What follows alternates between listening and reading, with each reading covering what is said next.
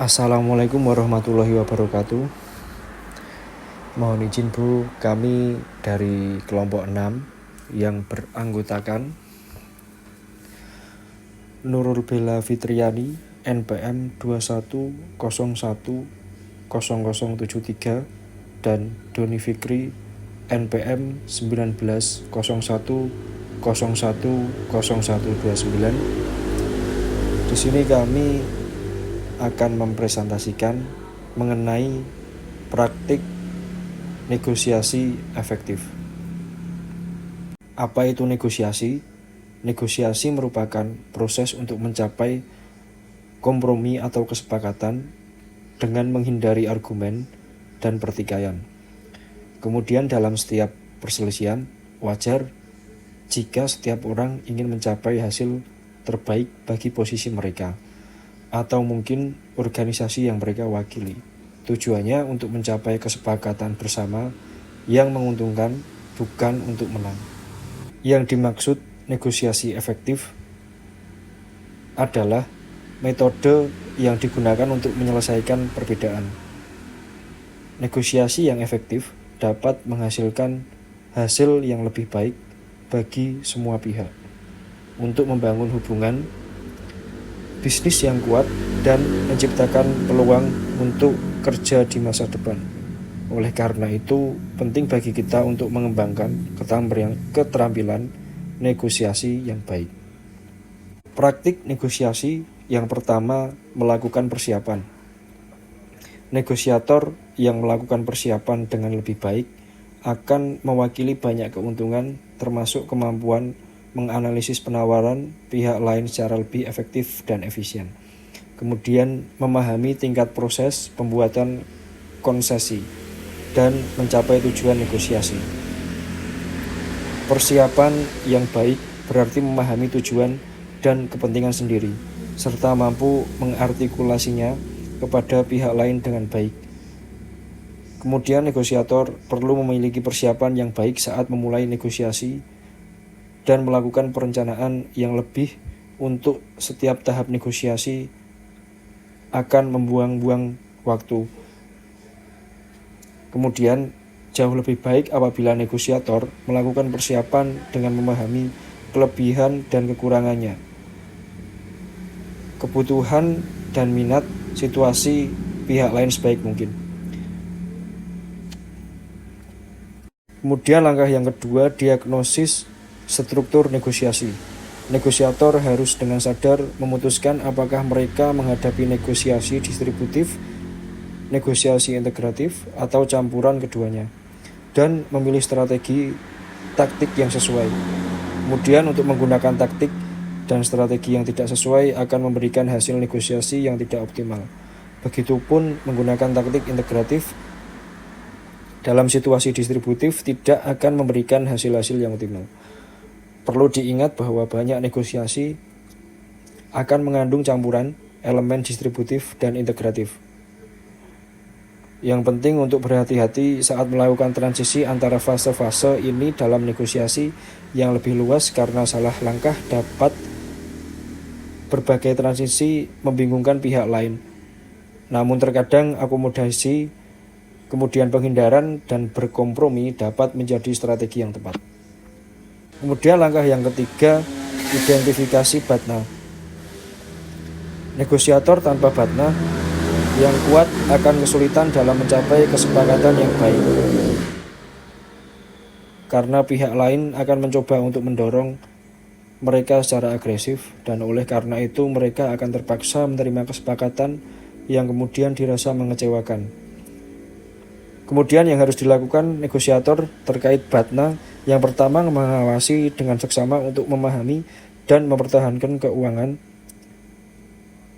keuntungan kompetitif Anda terhadap alternatif negosiator lain. Kemudian yang kedua, mengingatkan negosiator lain bahwa keuntungan yang Anda tawarkan terkait dengan batnanya. Kemudian yang ketiga, katakan secara halus pada negosiator lain bahwa batnanya tidaklah sekuat yang ia kira. Kemudian langkah yang terakhir, kemampuan untuk meninggalkan negosiasi. Negosiator andal tahu bahwa hal ini mau meninggalkan negosiasi ketika tidak terdapat kesepakatan yang lebih baik atau ketika proses negosiasi sangat ofensif. Kemudian kesepakatan tersebut tidak layak untuk diupayakan. Kemudian, yang kelima, kuasai paradoks utama. Tentunya negosiator yang andal itu paham bahwa negosiasi itu mengandung sejumlah paradoks atau elemen-elemen yang tampak kontradiktif di mana muncul secara bersamaan. Untuk tantangan bagi negosiator sendiri dalam menghadapi paradoks ini adalah mengupayakan keseimbangan. Nah, di sini terdapat 5 paradoks umum yang biasa dihadapi oleh negosiator. Yang pertama yaitu mengklaim nilai versus menciptakan nilai. Maksudnya di sini sang negosiator memiliki tahap klaim nilai yang dimana pihak-pihak yang terlibat itu memutuskan siapa yang mendapatkan berapa bagian.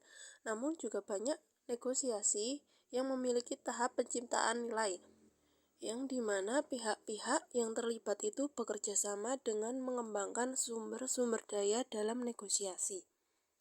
Nah, biasanya tahap penciptaan nilai ini akan mendahului tahap klaim nilai dan tantangan bagi negosiator sendiri adalah menyeimbangkan penekanan terhadap kedua tahap tersebut dan transisi dari penciptaan nilai menuju klaim nilai. Yang kedua, mempertahankan prinsip versus fleksibel tanpa aliran.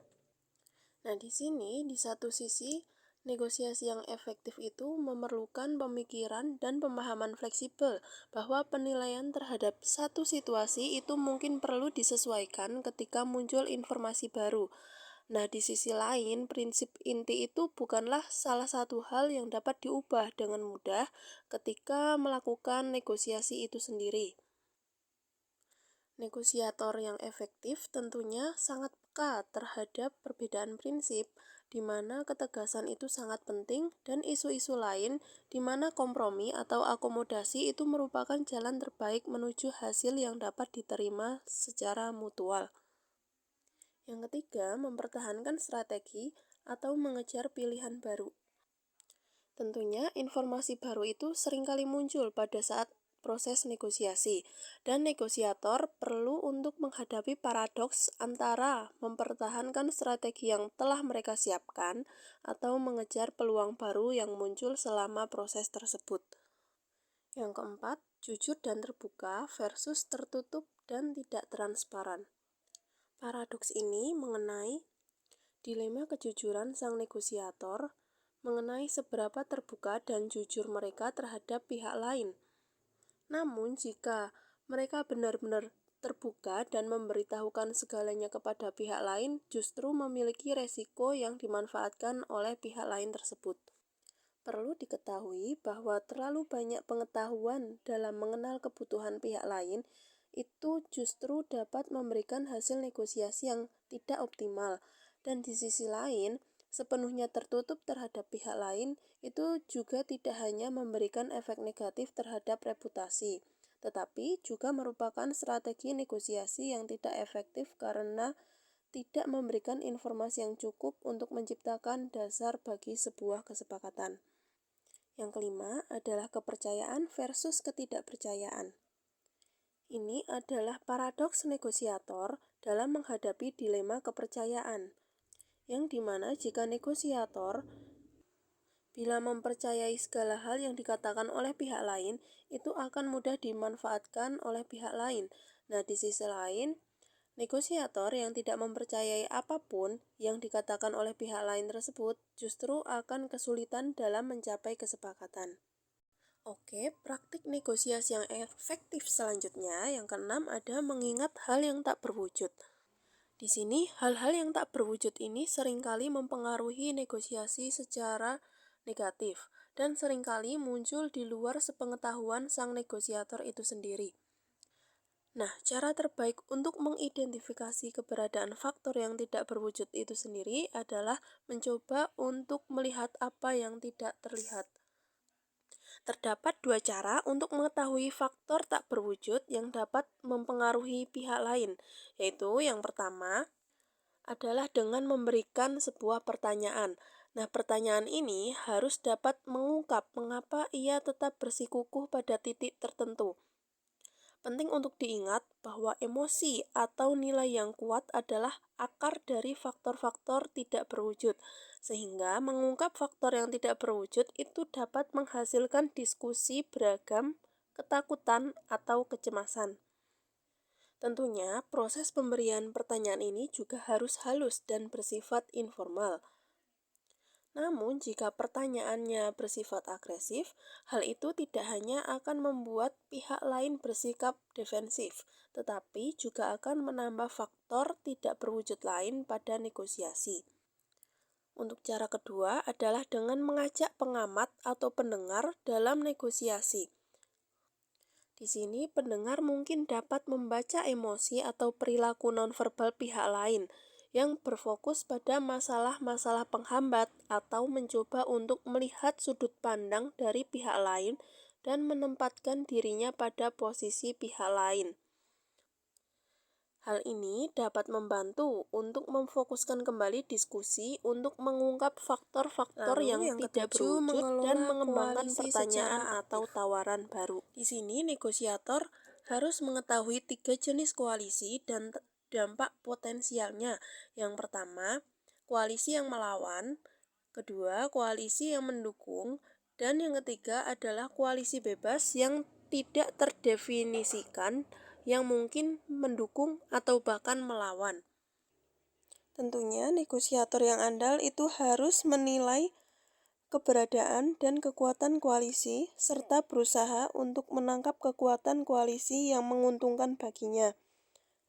Dan jika memungkinkan, negosiator juga harus berusaha untuk mencegah pihak lain untuk mendapatkan koalisi bebas untuk dimanfaatkan oleh mereka.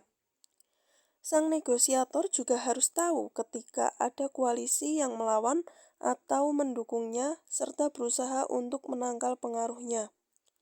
Nah, untuk koalisi sendiri biasanya muncul di berbagai negosiasi yang informal seperti penilaian lingkungan dan mencapai keputusan kebijakan dalam perserikatan industri. Koalisi sendiri juga memiliki pengaruh yang kuat dalam situasi yang tidak terlalu formal seperti tim kerja dan keluarga yang dimana subkelompok yang berbeda itu tidak memiliki kepentingan yang sama. Memulai negosiasi dengan suatu reputasi yang positif itu sangatlah penting, dan negosiator tentunya juga harus waspada dalam melindungi reputasinya. Ya, reputasi tidak tumbuh begitu saja.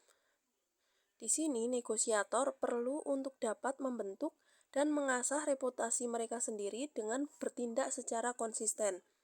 Nah, konsistensi ini yang akan memberikan sejumlah ekspektasi yang jelas dan dapat diprediksi kepada pihak lain mengenai perilaku yang akan menghasilkan reputasi yang stabil.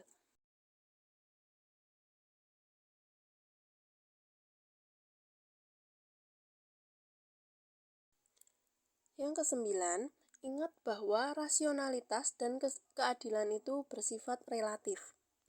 Di sini, sang negosiator dapat melakukan 3 hal untuk mengelola persepsi secara proaktif. Yang pertama, mereka dapat mempertanyakan persepsi mereka sendiri mengenai keadilan dan mendasarkannya pada prinsip yang jelas.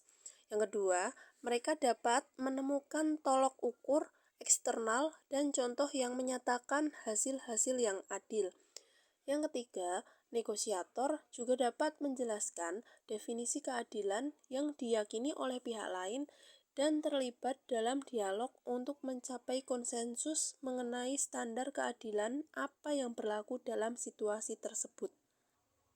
Di sini, negosiator juga seringkali berada dalam posisi untuk mendefinisikan apa yang benar atau apa yang adil secara kolektif sebagai bagian dari proses negosiasi. Nah, kebanyakan tidak satupun sisi yang menentukan apa yang benar, rasional, atau bahkan adil. Jadi, orang-orang yang berpikir logis juga dapat berselisih pendapat, dan seringkali hasil yang paling penting yang dapat dicapai oleh negosiator kesepakatan umum yang disepakati berdasarkan perspektif, definisi fakta, dengan cara yang benar untuk melihat masalah atau standar untuk menentukan apa hasil atau proses yang adil. Jadi, bersiaplah dalam menegosiasikan prinsip-prinsip sebaik mungkin, seperti halnya kita dalam mempersiapkan diri untuk mendiskusikan berbagai isu. Yang terakhir, terus belajar dari pengalaman. Tentunya, untuk menjadi negosiator yang terbaik, perlu untuk terus belajar dari pengalaman. Selain itu, negosiator terbaik itu memanfaatkan waktu untuk menganalisis setiap negosiasi setelah ditutup untuk meninjau apa yang terjadi dan apa yang mereka pelajari. Nah, untuk itu kita perlu untuk menerapkan langkah-langkah. Yang pertama, rencanakan waktu refleksi personal setelah terjadinya negosiasi. Yang kedua, belajar dari pelatih secara berkala. Kemudian, tulis di buku harian pribadi mengenai kelebihan dan kekurangan, serta kembangkan rencana untuk mengatasi kekurangan tersebut. Nah, tentunya analisis ini tidak harus panjang dan memakan waktu, namun analisis ini harus dilakukan setelah proses negosiasi yang penting dan harus berfokus pada pertanyaan apa dan mengapa, seperti apa yang terjadi selama proses negosiasi ini, mengapa negosiasi tersebut berlangsung, dan apa yang dapat dipelajari. Di sini, untuk negosiator yang memanfaatkan waktu untuk merefleksikan negosiasi, mereka akan tahu bahwa mereka